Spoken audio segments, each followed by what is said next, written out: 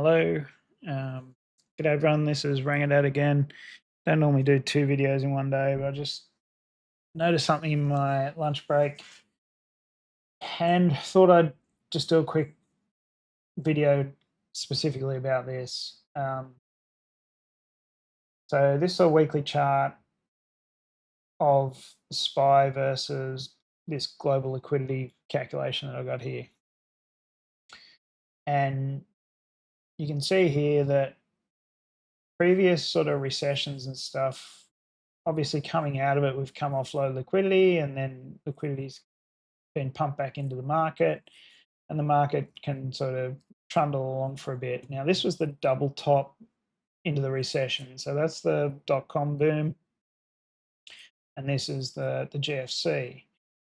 And you'll see here that the global liquidity never really recovered, even though we had a run up into the GFC. The liquidity kind of stopped early and then slumped, even though SPY kept going, and just went sideways and down a little bit. There was one last pump up, obviously.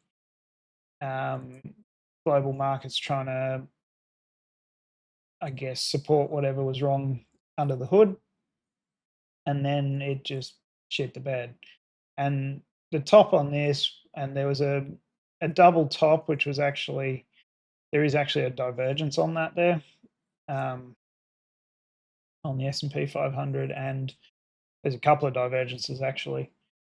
So that was a pretty good topping signal. Now, every other sort of bull run, and I'll show the Bitcoin and how it relates to this in a second, but every other cycle was sort of bottomed off liquidity. Liquidity started to go up and then the market recovers. But basically every run up has been supported by liquidity, and the market keeps running for a little bit after the liquidity starts to dry up.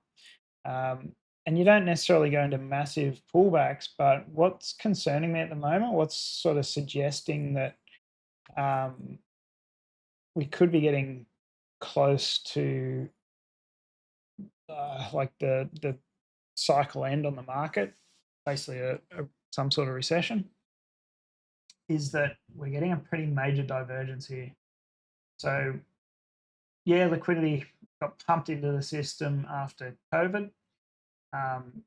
It was quite low too. Like before COVID, it was dropping pretty hard. And that's why economists at that stage were trying to figure out why we weren't going into a recession. So COVID was kind of the recession that we should have had. But then all that liquidity that got injected just pushed markets. And obviously there's a lag effect there as well. But lo and behold, there was a divergence in liquidity to price, and then we pulled back. And that was a pretty decent bear market, pretty good pullback. As you can see, liquidity's kind of, it bottomed off and it has been going up slightly, but there is a big divergence on the weekly here. Price is still going up. There is no real sign of a pullback there, but liquidity is pulling back quite hard. And this is on the weekly, so it's been happening since the start of November, basically, the divergence between liquidity and price. Now, it might not look massive, but when you look at this, we're at the top end of a pretty extended run. The divergence between here and here and divergence between price is pretty spectacular. Like that's actually not particularly normal. And yeah, it's looking quite overboard at the moment. And I think if liquidity falls below this line, there is a bit of a trend line here, then chances are it's going to come down pretty hard. But what I will suggest is it doesn't normally happen this close without some sort of additional divergence on it. And we're not quite seeing that at the top yet. This thing could still run for a few months. Like we could get a minor pullback. You'll probably hear some news about something being broken in the market.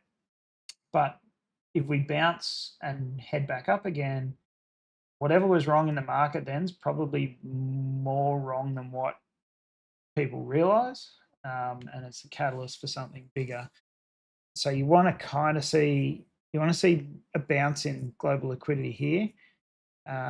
If it bounces and runs all the way up and we hit new all-time highs, then happy days. It's not over yet, but this divergence is not normal. And the last time we had a divergence this big, so this little leg here, was back in here.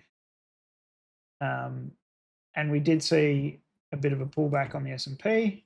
I've covered this in a little bit on the other videos, but we did see a little bit of a pullback in the S&P. Then liquidity jumped a little bit, price went up even more, and then we saw it fall away. So it's that lower high on liquidity is probably what we need to be on the lookout for, while we're getting higher prices on markets. So it would make a lot of sense. This leg down is very similar in length to this leg down here.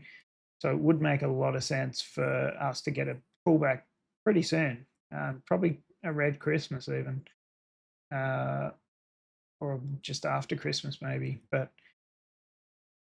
it makes sense for that pullback to happen, and then we get one last leg up, and then it dumps away. And that there was a divergence on that second dump as well.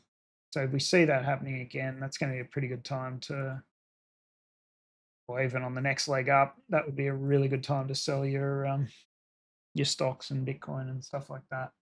Move into bear funds. I'll just show it on Bitcoin because pretty telling there as well. So as you can see, the main thing I'm looking at here is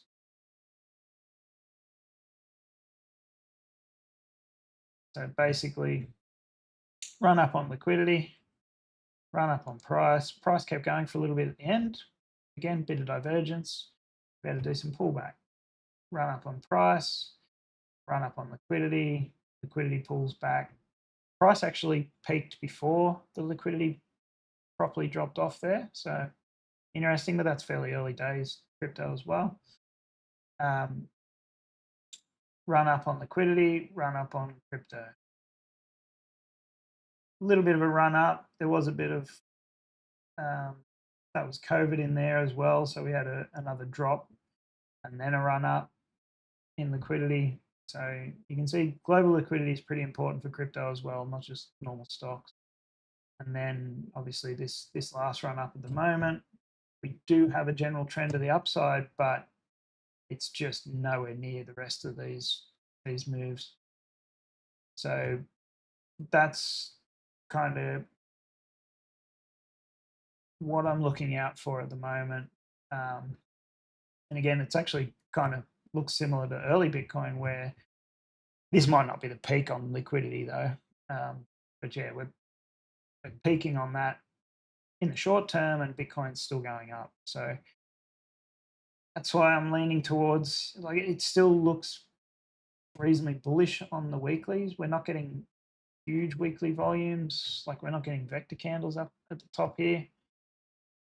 But like at the moment, it's hard to short that. And if we do get another bounce in liquidity, which I think we will once the stock market actually pulls back, then Bitcoin should really push on.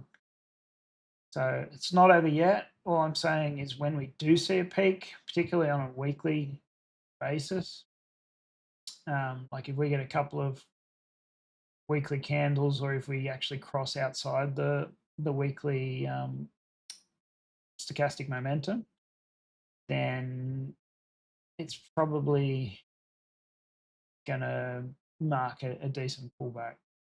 So